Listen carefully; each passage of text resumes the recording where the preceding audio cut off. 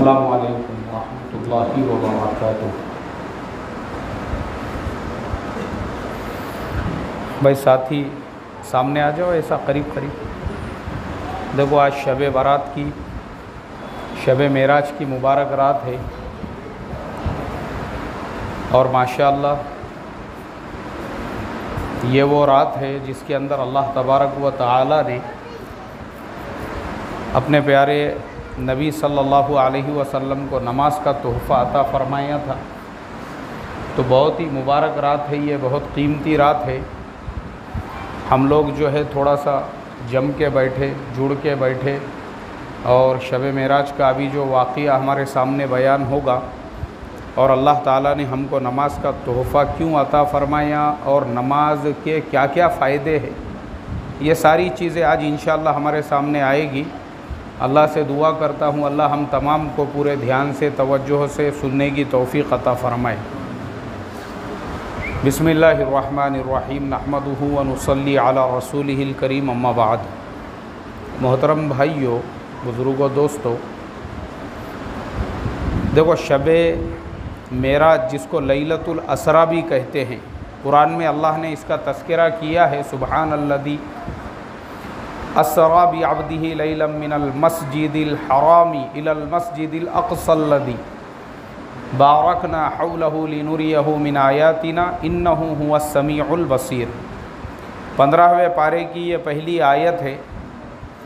अब चूँकि अहादीस में इस रात में जगने के ताल्लुक़ से, इबादत के ताल्लुक़ से कोई ख़ास हम लोगों को हुक्म नहीं मिलता है, लेकिन इसका मतलब ये भी नहीं है कि हम जो है शब मेराज का जो वाक़या है और उसका जो तज़किरा है उसको सुनना सुनाना भी बिल्कुल छोड़ दे। उससे नुकसान ये होता है कि हम लोगों को ये पता ही नहीं रहता है कि लैलतुल जो असरा है यानी मेराज की जो रात है वो क्या है, वो क्यों है। इसलिए हमारा इससे ताल्लुक़ जुड़ा हुआ होना ज़रूरी है। एक एक बात हमको पता होना चाहिए। अभी मैं आपको एक शब मेराज के वाक़ये से पहले एक मिसाल देकर बताता हूँ। जैसे मिसाल के तौर पर हम लोग हज के लिए जाते हैं मक्कतुल मुकर्रमा और मदीना मुनव्वरा में।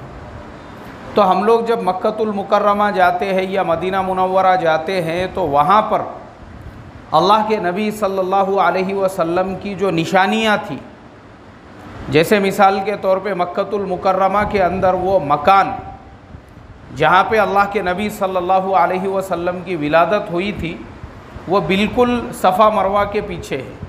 वहाँ पे आज एक कुतुब खाना बना हुआ है। ऐसे ही सफ़ा मरवा के थोड़ा सा और पीछे मस्जिदुर राया है, जहाँ पे फ़तह मक्का के बाद अल्लाह के नबी सल्लल्लाहु अलैहि वसल्लम ने मुसलमानों की फ़तह का जो झंडा था उसको वहाँ पे नस्ब किया था। उसी जगह पर आज वहाँ पे एक मस्जिद बनी हुई है। ऐसे ही मक्कतुल मुकर्रमा में ऐसा कोई वहाँ की गली नहीं है, कोई गोशा नहीं है। जैसे गारे सौर है और गारे हिरा है जहाँ पे अल्लाह के नबी सल्लल्लाहु अलैहि वसल्लम को नबूवत मिली थी, ऐसे ही गारे सौर के अंदर अल्लाह के नबी सल्लल्लाहु अलैहि वसल्लम ने मक्का से जब मदीना हिजरत फरमा रहे थे तो 3 दिन तक वहाँ पे क़ियाम किया था। ये सब निशानियाँ हैं अल्लाह के नबी सल्लल्लाहु अलैहि वसल्लम की। और जब मदीना पहुँचे तो मदीना में बदर का मैदान है, उहद का मैदान है, खंदक का वो मकाम है जहाँ पे सहाबा इकराम ने फ़ाक़े के साथ में जो खंदक खोदी गई थी उसका कुछ हिस्सा आज भी बाकी है। मस्जिद क़िबलतैन है, जिस मस्जिद में हालत नमाज के अंदर अल्लाह ताला ने वही नाजिल फरमाई थी कि फसल्ली वजह का, अल्लाह ताला ने जो है नमाज की हालत में अपने नबी सल्लल्लाहु अलैहि वसल्लम को हुक्म दिया था फवल्ली वजह का शत्रल मस्जिदिल हराम, कि अपने चेहरे को मस्जिद हराम की तरफ आप फेर दो। तो नमाज की हालत में अल्लाह के नबी सल्लल्लाहु अलैहि वसल्लम ने जो तहवील क़िबला है वो मस्जिद आज भी है मदीना मुनव्वरा के अंदर। मस्जिद जुमा, जहाँ पे सबसे पहला जुमा जब अल्लाह के नबी सल्लल्लाहु अलैहि वसल्लम हिजरत करके मदीना पहुँचे और कुबा से जब मदीना में तशरीफ़ ले जा रहे थे तो रास्ते में जुमा का वक्त हो गया और आपने जो जुमा की नमाज़ जिस जगह पे पढ़ाई थी मस्जिद जुमा है वहाँ पे आज भी। मस्जिद कुबा है। मस्जिद कुबा के बिल्कुल सामने वो कुआं है। अल्लाह के नबी सल्लल्लाहु अलैहि वसल्लम ने जो हज़रत उस्मान गनी रज़ी अल्लाह ताला अन्हु ने जिस कुएं को ख़रीद कर, बीर रूमा जिसको कहा जाता है, एक रूमा नाम का यहूदी था जो उस कुएं से पैसे लेकर लोगों को पानी भरने के लिए देता था। लेकिन हज़रत उस्मान गनी रज़ी अल्लाह ताला अन्हु ने उस कुएं को ख़रीदा और ख़रीदने के बाद मुसलमानों के लिए उसको वक्फ़ किया। मुसलमानों के लिए ही नहीं, आम इंसानों के लिए, कि कोई भी उस कुएं से पानी भर सकता है। वो एक कुआं वक्फ़ होने की वजह से जो मदीना में रहने वाले गरीब अमीर हर लोग जो भी थे, उन लोगों के लिए इतनी बड़ी सहूलत और आसानी हो गई कि पीने के पानी का उनके लिए इंतज़ाम हो गया। यानी हम खुद सोच सकते हैं, जिस जगह पे पीने के पानी की तकलीफ़ हो, उस जगह पे अगर कोई पीने के पानी का इंतज़ाम कर दे, हम कितनी दुआएं उसको देंगे। तो हज़रत उस्मान गनी रज़ी अल्लाह ताला अन्हु ने जब उस कुएं को ख़रीद के वक्फ़ कर दिया, तो अल्लाह के नबी ने उनको फरमाया कि उस्मान, तुम्हारा ये अमल अल्लाह ताला को इतना पसंद आया है, इतना पसंद आया है, अब तुम जो करना चाहे करो, तुम्हारा कोई भी गुनाह या कोई भी अमल, यानी अगर तुमको अब जो करना है वो करो, उसकी तुम्हारे से हिसाब किताब नहीं होगा। हज़रत उस्मान गनी रज़ी अल्लाह ताला अन्हु ने शर्म व हया के मारे अपनी गर्दन नीचे झुका दी। इसीलिए जो मिसाल दी जाती है कि हया में हज़रत उस्मान गनी रज़ी अल्लाह ताला अन्हु के कोई भी बराबरी नहीं कर सकता। और जुमा के खुतबे में भी हम जब पढ़ते हैं तो हया के साथ हज़रत उस्मान गनी रज़ी अल्लाह ताला अन्हु का नाम लेते हैं। क्यों लिया जाता है? वो इसीलिए लिया जाता है। तो ये वाक़यात मैं आपको क्यों बता रहा हूँ? ये मैं आपको ये बताने के लिए बता रहा हूँ कि ये सब वो चीज़ें हैं जो हमारे नबी के साथ जुड़ी हुई है। किसके साथ जुड़ी है भाई? किसके साथ जुड़ी है? हमारे नबी सल्लल्लाहु अलैहि वसल्लम के साथ में। लेकिन प्रॉब्लम क्या होता है, जब हम हज के लिए या उम्रे के लिए जाते हैं तो ये सारी जगहों की हम ज़ियारत नहीं करते हैं, और बहुत सारे लोग इनको अहम भी नहीं समझते हैं। बल्कि बाज़ाब्ता सऊदी गवर्नमेंट ने खुद ऐसे लोग खड़े किए हुए हैं जो लोगों को वहाँ तक जाने नहीं देते। जैसे आप गारे सौर के लिए जाना चाहते हैं तो वहाँ कुछ लोग खड़े हुए होते हैं, वो जाने से रोकते हैं आपको, और वो ये कहते हैं भाई आप हज करने के लिए आए हैं तो आप बैतुल्लाह का हज कीजिए, गारे सौर देखने की क्या ज़रूरत है। हालांकि अगर ये चीज़ें ख़त्म हो जाएगी तो मुझे आप बताओ, हमारी आने वाली नस्लों को हम ये क्या बताएंगे कि अल्लाह के नबी ने इस गार में 3 दिन का क़ियाम किया था? अरे भाई हम बता सकेंगे क्या? आज वो गार है तो हम कम से कम अपनी नस्लों को बता तो सकते हैं ये गारे सौर है बोल के, क्योंकि मैं खुद गया हूँ गारे सौर में। ज़मीन से 5413 फीट के ऊंचाई पर वो है। लेकिन मैं ख़ास इसीलिए गया क्योंकि हमारे नबी की निस्बत उससे जुड़ी हुई है। नबी की निस्बत होने की वजह से वो गार की अहमियत को भी अल्लाह ताला ने क्या कर दिया भाई, बढ़ा दिया है। तो जहाँ से हमारे नबी की निस्बत होंगी इसलिए ज़रूरी है, क्योंकि अगर इसी तरीक़े से तारीख़ी चीज़ें ख़त्म होती गई और हमने उसका मुज़ाकिरा ख़त्म कर दिया और हमने उसका तस्करा ख़त्म कर दिया, या हम वहाँ पे हज उम्रे के लिए जा रहे हैं और हमने उनकी ज़ियारतों को ख़त्म कर दिया, एक वक्त ऐसा आएगा कि ख़त्म होते होते होते वो सारी चीज़ें, अभी जैसे मैं आपको मोटी मिसाल देकर बताता हूँ, जैसे जमज़म का कुआं है। जमज़म का कुआं आपको पता है, अगर आप लोगों में से किसी ने हज उम्रा किए होंगे तो वहाँ पे जो है ना मकाम इब्राहिम है, बिल्कुल बैतुल्लाह के दरवाज़े के सामने देखो एक मकाम इब्राहिम है। वो मकाम इब्राहिम के बाजू में ही एक ज़माने में ज़मीन के अंदर बहुत बड़ा कुआं था। हर हाजी जो जाने वाला है वो उसको देख सकता था। लेकिन अब जो वहाँ पे नया कंस्ट्रक्शन हुआ है उसके अंदर वो पूरा क्या पूरा कुआं कहाँ चला गया, अंडरग्राउंड हो गया वो कुआं, और वो पूरे कुएं के ऊपर जो है छत पड़ गया। अब मुझे आप बताओ, आप जमजम का कुआं देख सकते हैं क्या भाई? नहीं देख सकते हैं। हालांकि जमजम का जो कुआं है उससे हमारे इस्लाम की तारीख़ जुड़ी हुई है। अरे भाई जुड़ी हुई है या नहीं जुड़ी हुई है? बिल्कुल जुड़ी हुई है।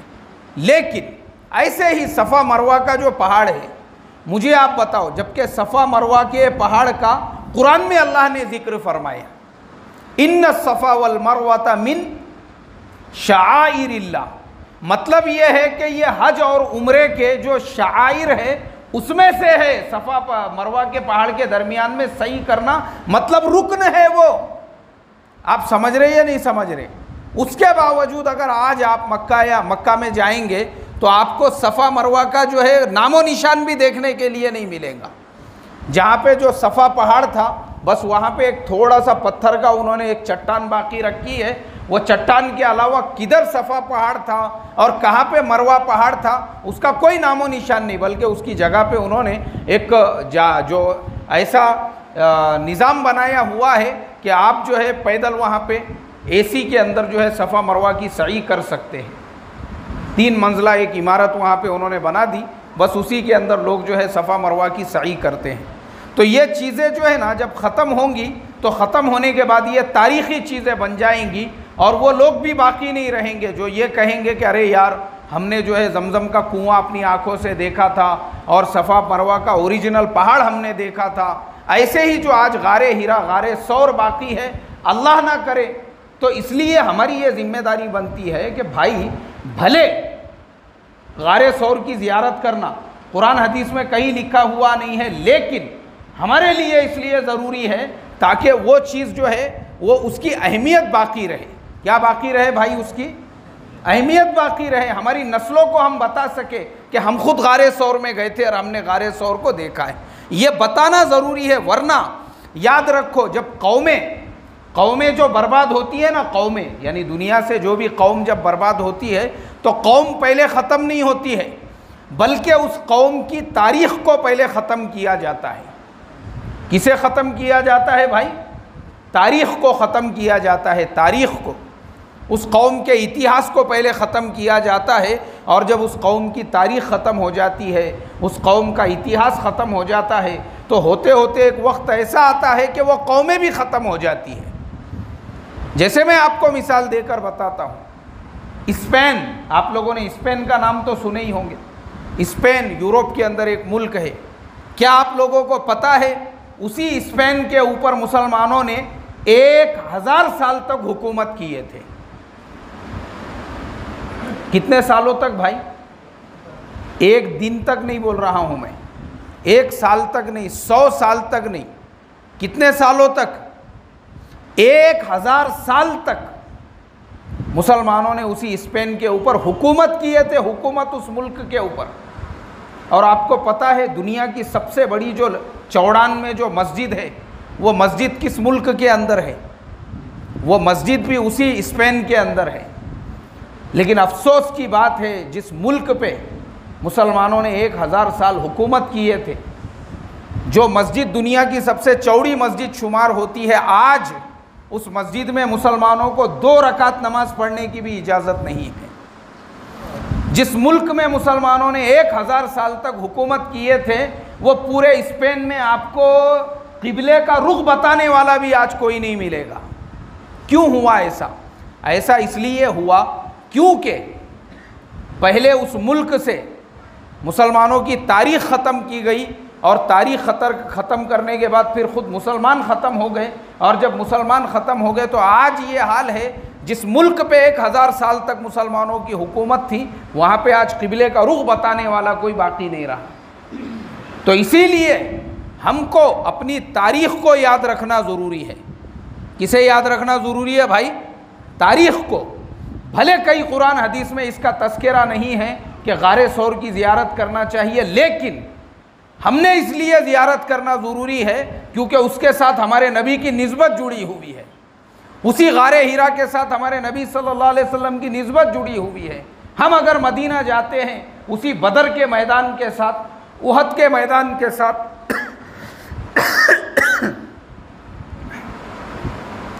और उन पहाड़ों के साथ में हमारी निस्बतें जुड़ी हुई है। तो इसके लिए मेरे मोहतरम दोस्तों, ये भी जो मेराज का वाक़िया है, हमको इसलिए सुनना और सुनाना ज़रूरी है ताकि हमको ये पता रहे और हमको ये याद रहे कि मेराज का वाक़िया क्यों ज़ुहूर में आया था और क्यों अल्लाह ने अपने नबी सल्लल्लाहु अलैहि वसल्लम को अपने पास बुलाकर नमाज़ों का तोहफ़ा दिया था।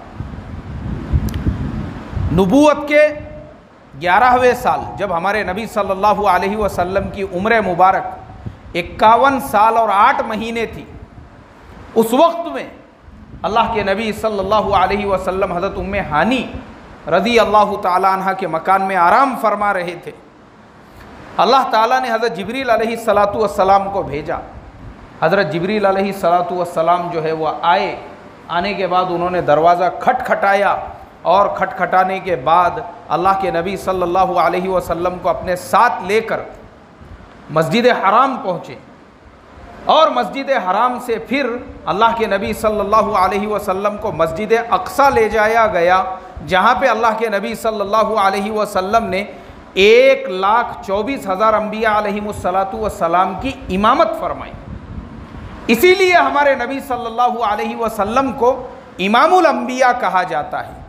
क्या कहा जाता है भाई?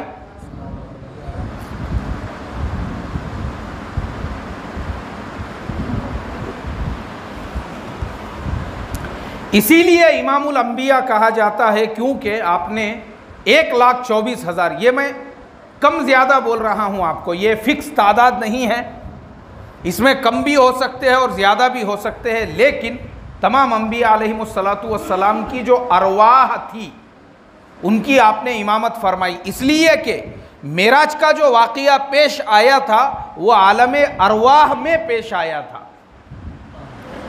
इसीलिए मेराज का जो वाक़या है उसका टोटल ड्यूरेशन होता है 27 साल का। कितने सालों का भाई? 27 साल लगे थे मेराज के वाक़ये को। वो खाली ऐसी नहीं हो गया था कि मस्जिद हराम से मस्जिद अक्सा पहुंच गए और वहाँ से पहला, दूसरा, तीसरा, चौथा और फिर 7वें आसमान पे चले गए और जन्नत जहन्नुम की सैर हो गई और जन्नत जहन्नुम के अज़ाबात आपने देखे और अल्लाह ताला की तरफ से जो नमाज़ों का तोहफ़ा मिला, ऐसे ही नहीं मिला। वो ये टोटल ड्यूरेशन जो था वो 27 साल का था, लेकिन अल्लाह ताला ने इन 27 सालों के लिए पूरे कायनात और पूरे यूनिवर्स को अपनी जगह पे फ्रीज कर दिया था। क्या कर दिया था भाई? फ्रीज कर दिया, मतलब रोक दिया था। पूरी दुनिया, यहाँ तक के जिस दरवाजे से अल्लाह के नबी निकले थे उसकी जो कुंडी है, कुंडी जब वापस आए तब तक वो कुंडी हिल रही थी। क्या हो रही थी? हाँ, यानी दुनिया ने देखा कि कुंडी भी वो वैसे ही हिल रही थी, यानी जैसे पलक झपकने का टाइम होता है, इतना टाइम लगा दुनिया को, लेकिन लोगों को ये पता ही नहीं चला कि अल्लाह ने पूरी दुनिया को 27 साल के लिए क्या कर दिया, अपनी जगह पे जमा दिया था, उसको फ्रीज कर दिया था। और ये अल्लाह के लिए कोई नामुमकिन नहीं है, बल्कि वो तो पूरी कायनात के जो है बनाने वाले हैं, खालिक है, मालिक है, वो जैसा चाहे वैसा कर सकते हैं। उसके बाद अल्लाह के नबी सल्लल्लाहु अलैहि वसल्लम पहले आसमान पे पहुँचे, दूसरे, तीसरे, और अल्लाह के नबी सल्लल्लाहु अलैहि वसल्लम की मुख्तलिफ अम्बिया अलैहिमुस्सलातु वस्सलाम से मुलाकात होती गई। हज़रत आदम अलैहिस्सलातु वस्सलाम, हज़रत यूसुफ़ अलैहिस्सलाम, हज़रत याहया अलैहिस्सलाम, हज़रत ईसा अलैहिस्सलातु वस्सलाम, हज़रत हारून अलैहिस्सलाम, हज़रत मूसा अलैहिस्सलातु वस्सलाम, और 7वें आसमान पे मुलाकात हुई हज़रत इब्राहीम अलैहिस्सलातु वस्सलाम से। आपने देखा कि हज़रत इब्राहीम अलैहिस्सलातु वस्सलाम जो है वह बैतुल मामूर, एक मोतियों का घर है, और छोटे छोटे बच्चे उनके अतराफ़ में खेल रहे हैं। आपने हज़रत जिब्रील अलैहिस्सलाम से पूछा ये कौन है? फरमाया ये तुम्हारे वालिद हज़रत इब्राहीम अलैहिस्सलाम है। हज़रत इब्राहीम कौन है? एक बात याद रखो, दुनिया में ये जो तीनों मज़हब है, ईसाईयत और यहूदियत और इस्लाम, ये तीनों की बुनियाद जाकर मिलती है किनसे? हज़रत इब्राहीम अलैहिस्सलातु वस्सलाम से। यहूदियत और ईसाईयत, इनके जितने नबी पैदा हुए वो सब बनी इसराइल से थे, जो हज़रत इब्राहीम अलैहिस्सलाम के बेटे हज़रत इसाक अलैहिस्सलाम की नस्ल से चले, और हमारे नबी हज़रत मोहम्मद सल्लल्लाहु अलैहि वसल्लम वो हज़रत इस्माईल अलैहिस्सलाम की औलाद में से थे। तो दुनिया में ये जो तीनों भी बड़े बड़े मज़हब है, इन तीनों की भी जो बुनियाद है वो किनसे है? हज़रत इब्राहीम अलैहिस्सलातु वस्सलाम से, हज़रत इब्राहीम अलैहिस्सलाम से।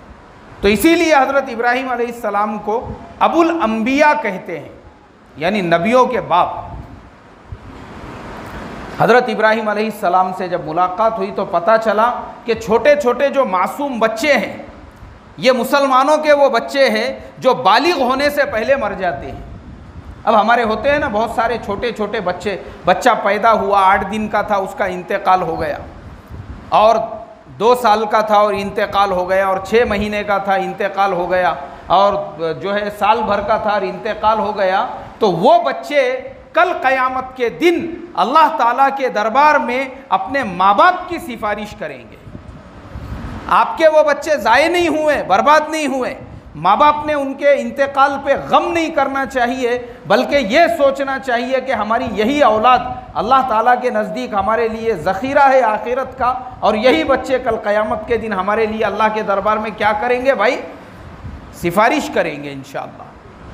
उसके बाद अल्लाह के नबी सल्लल्लाहु अलैहि वसल्लम को जन्नत जहन्नुम की सैर कराई गई, और हम जो जन्नत के और जहन्नुम के बारे में वो सारी बातें जो सुनते हैं, इसीलिए हमारा जो ईमान है वो इतना मजबूत होना चाहिए कि भले हमने अपनी आंखों से जन्नत और जहन्नुम को न देखा हो, लेकिन हमारे नबी सल्लल्लाहु अलैहि वसल्लम ने अपनी आंखों से जन्नत और जहन्नुम को देखा था।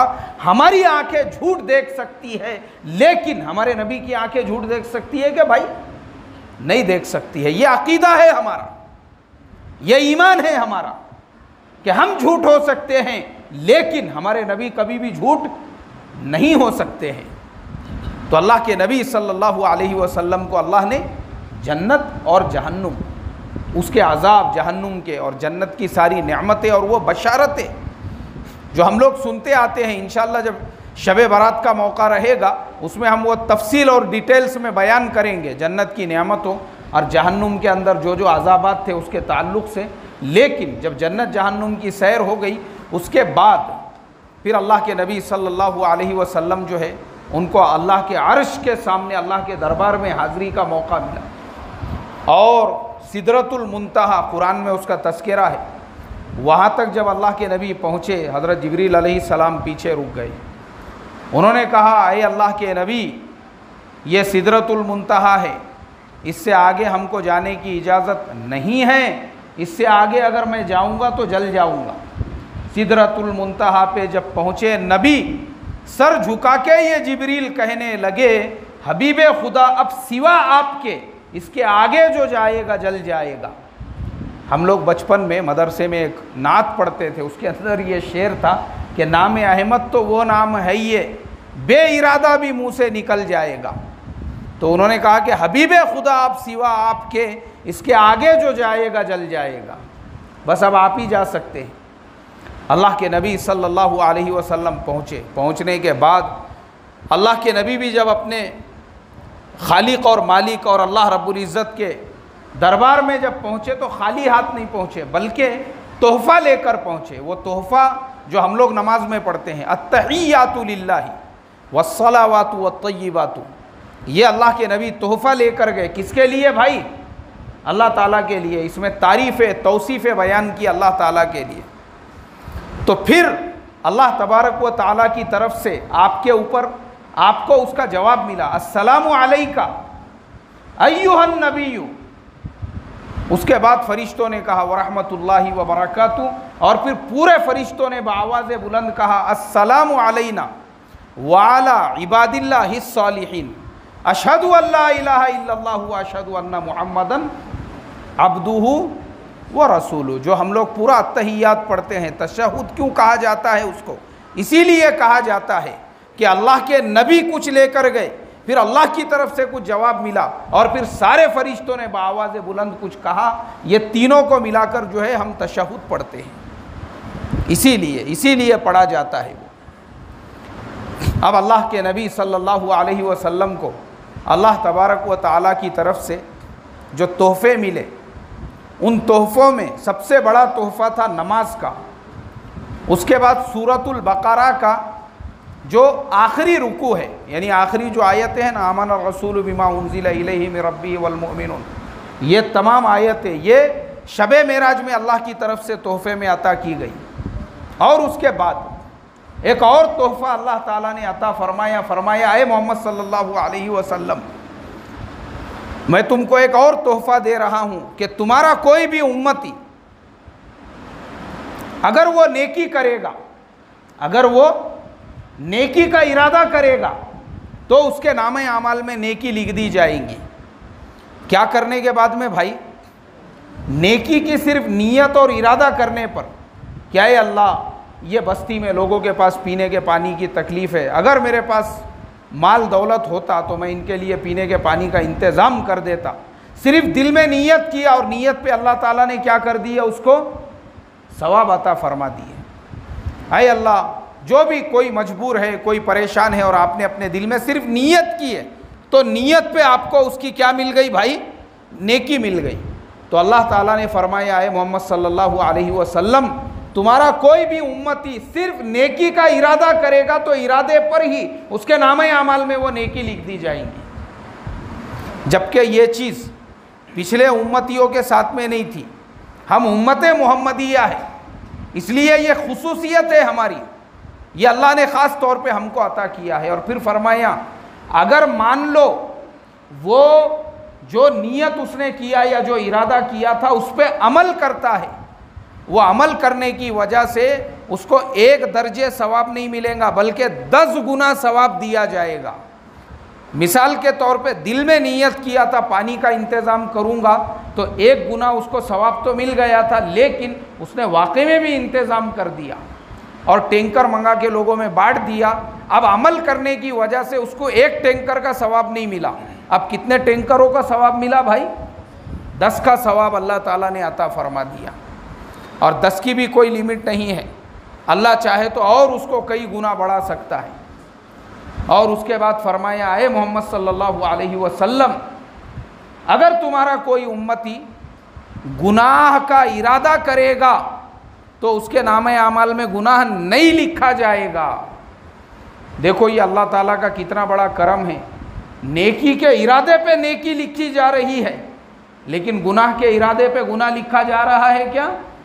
नहीं लिखा जा रहा है। सुभान अल्लाह। गुनाह के सिर्फ इरादे पर नहीं, बल्कि मान लो गुनाह कर भी लेता है तब भी अगली नमाज तक फरिश्तों को इस बात की इजाज़त नहीं रहेगी कि उसके नामे अमाल में वो गुनाह लिखे। क्यों? इसलिए कि अगर वो अगली नमाज के लिए मस्जिद में जाता है और नमाज के अंदर पढ़ता है, अल्लाहुम्मा इन्नी ज़लमतु नफ्सी जुल्मन कसीरा, अये अल्लाह मैंने अपने आप पर बहुत ज़्यादा जुल्म किया, वला यग़फिरुद्दुनूबा इल्ला अंता, मेरे गुनाहों को तेरे सिवा कोई माफ़ करने वाला नहीं है। किससे तौबा कर रहा है भाई ये? अल्लाह ताला से। वला यग़फिरुद्दुनूबा इल्ला अंता फ़ग़फ़िरली, तो मेरी मग़फ़िरत फरमा दे। यही तौबा है, यही इस्तिग़फ़ार है। जब वो नमाज में हम पढ़ते हैं कि नहीं पढ़ते भाई? नमाज के अंदर हम पढ़ते हैं ना दुआए मासूरा, अल्लाहुम्मा इन्नी ज़लमतु। सिर्फ दुआए मासूरा पढ़ लिया उसने नमाज के अंदर, तो अल्लाह ताला फरिश्तों को हुक्म देता है कि अब इसने तौबा इस्तिग़फ़ार कर लिया। जो किया हुआ गुनाह था अभी तक लिखा भी नहीं गया था नामे आमाल में, अब इसने नमाज पढ़ लिया तो फरिश्तों को वो भी भुला दिया जाता है कि वो भी इसके नामे आमाल के अंदर लिखे। बात समझ में आई या नहीं आई भाई? और मान लो वो बंदा नमाज के लिए नहीं जाता है और उसकी वो नमाज फौत हो जाती है और जो गुनाह उसने किया था सिर्फ उतना ही फरिश्तों को लिखने की इजाज़त होती है जितना उसने किया है। कितना लिखने की भाई? जितना किया है। और जबकि नेकी के बारे में ये था कि नेकी के इरादे पे नेकी लिख दी गई, और अगर कर लिया तो कितने गुनाह लिखी गई? 10 गुनाह। और गुनाह के बारे में ये परमिशन नहीं है गुनाह लिखने की जब तक कि अगली नमाज का वक्त ना हो जाए। और नमाज में अगर जाता है और नमाज में अगर दुआ करता है तो वो गुनाह भी उसके नामे अमाल से मिटा दिया जाएगा। और अगर मान लो गया ही नहीं और तौबा ही नहीं किया तब भी फरिश्तों को उतना ही लिखने की इजाज़त है जितना इसने किया है, उससे ज़्यादा नहीं लिख सकते। फिर उसके बाद में जब भी ये नमाज के लिए जाएगा और मस्जिद में जाके अल्लाह से तौबा और इस्तिग़फ़ार करेगा, वो तौबा और इस्तिग़फ़ार की बरकत से फिर भी वो सारे गुनाह को अल्लाह क्या फरमा देंगे? अरे भाई बोलो ना, माफ़ फरमा देंगे। इसीलिए कुरान में बार बार अल्लाह ताला का जो नाम गफूरुर रहीम है कि अल्लाह की ज़ात माफ़ करने वाली भी है और रहम करने वाली भी है। और अल्लाह ताला अपने बंदों से इतनी मोहब्बत करता है, इतनी मोहब्बत करता है, 70 माओं से भी ज़्यादा मोहब्बत करता है, वो इसीलिए है। यह है अल्लाह ताला की रहम, अल्लाह ताला का रहम और करम। तो ये तोहफ़े अल्लाह ने अपने नबी को दिए और वो लेकर फिर अल्लाह के नबी पहुँचे, और अल्लाह के नबी ने वो हमको दिए। आज 1450 साल के बाद में भी उन सारे तोहफ़ों से हम फ़ायदा उठा रहे हैं। सबसे बड़ा जो तोहफ़ा है नमाज का, नमाज क्या है? ये डायरेक्ट अल्लाह ताला से कांटेक्ट करने का, अल्लाह से रब्त करने का, अल्लाह से मांगने का और अल्लाह से लेने का ज़रिया है। इसलिए चाहे हम कितने भी बिज़ी रहो, मसरूफ़ रहो, मशगूल रहो, लेकिन हमारी नमाज किसी भी हालत में छूटना नहीं चाहिए। आज शब मेराज का मुबारक मौका है, इरादा करो और आज़्म करो, चाहे ज़िंदगी में हम कितने ही मसरूफ़ रहे, बिज़ी रहे, मशगूल रहे, सफ़र में रहे, हज़र में रहे, बीमारी में रहे, कुर्सी पे नमाज़ पढ़ने की ज़रूरत पड़े, इशारों से नमाज़ पढ़ने की ज़रूरत पड़े, तयम्मुम करके नमाज़ पढ़ने की ज़रूरत पड़े, कैसी भी नमाज़ पढ़ने की ज़रूरत पड़े, आखिरी सांस तक इंशाअल्लाह नमाज का एहतमाम करेंगे। अल्लाह हम तमाम को अमल की तौफ़ीक़ अता फ़रमाएँ। वाखिरु दावाना अनिल हम्दुलिल्लाहि रब्बिल आलमीन। सुब्हानल्लाहि व बिहम्दिही, सुब्हानकल्लाहुम्मा व बिहम्दिका, नशहदु अल्ला इलाहा इल्ला अंता, नस्तग़फिरुका व नतूबु इलैक। सुब्हान रब्बिका रब्बिल इज़्ज़ति अम्मा यसिफ़ून व सलामुन अलल मुरसलीन वल्हम्दुलिल्लाहि रब्बिल आलमीन।